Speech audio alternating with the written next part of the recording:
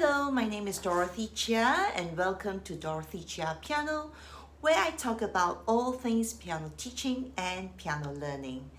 So it is 2022. For those who have been following my channel, do subscribe and like and share this video. In Singapore, we know that there is much preparation for the anticipation of a return to normal, and this is amid the COVID pandemic going around the world right now. So a lot of people are asking piano teachers, when is the face-to-face exams returning and which one is better? Do we continue with a performance grade or we switch back to the traditional face-to-face exam? Stay tuned. Okay, so I think depending on where and which part of the world you're from, as we move into some sort of normalcy and more people are getting themselves vaccinated, and in Singapore the children are also getting vaccinated, so there is a slow return to somewhat normalcy.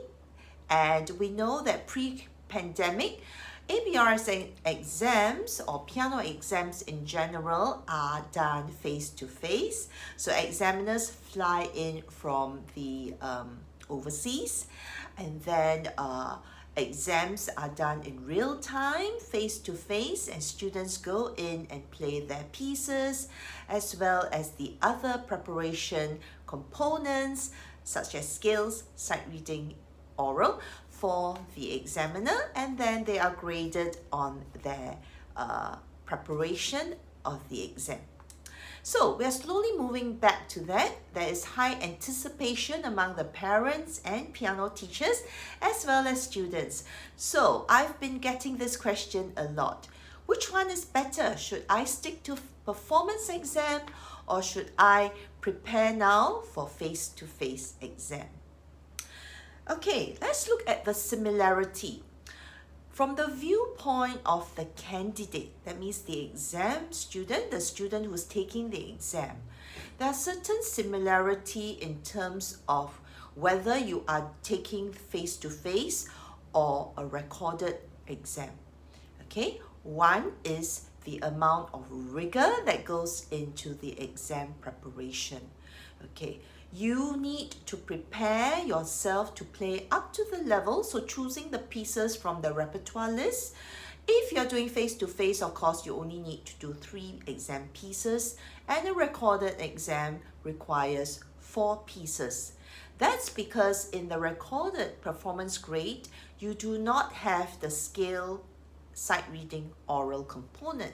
So you are tested on an additional piece that you can choose from the repertoire, from a previous year's repertoire, or you can choose something of your own choice. Okay, so you need 4 pieces.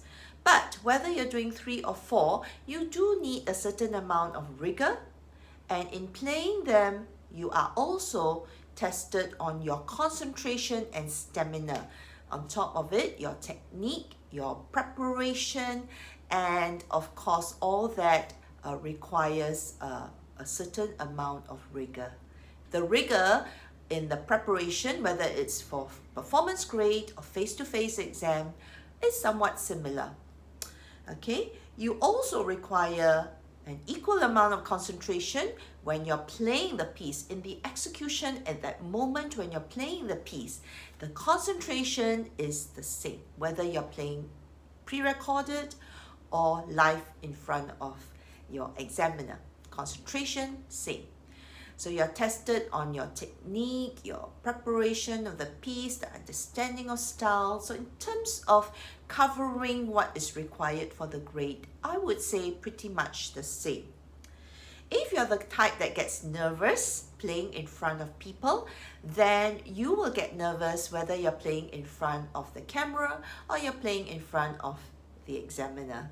So in terms of internally what you feel like when you are playing in front of a camera or you're playing in front of an examiner, it is actually very close, similar.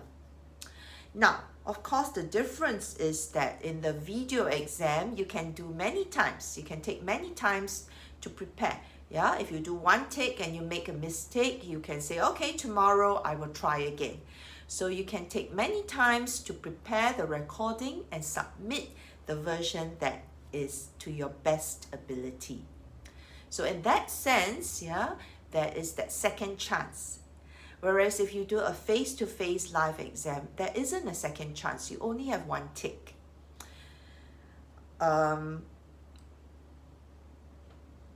Most teachers, yeah, serious teachers, whether you're doing the face-to-face or the 4 pieces pre-recorded exam, the performance grade, would put a certain amount of preparation in your skills, oral, sight reading.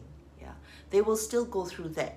So even though you're no longer tested, if you're doing the performance grade, it doesn't mean then you throw that whole thing away. Okay, if you are going under, of course, a teacher that only dwells on exam pieces and exam things, then because it's no longer tested, then that component is easily forgotten. All right. And so if you do grade 8 and you did the performance grade, but you don't know the skills and the sight reading and the oral, then you might be asking yourself, is this a legit exam?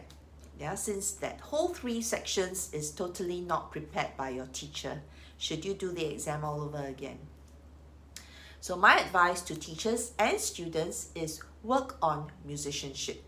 So if you focus on musicianship, then you will prepare the student for a certain level of musicianship, and that of course encompasses skills, sight reading ability, and oral awareness, whether it is part of the exam curriculum or not.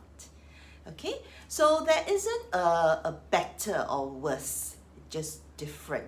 It is like an apple and an orange. They are different, although they are both fruit and they are healthy for you. Okay, so that's my take for the performance grade versus face-to-face exam. And if you like more of such vlogs, do remember to hit the bell, and you will be notified of future vlogs that come up every week. So till the next time, this is Dorothy Chia. Bye-bye.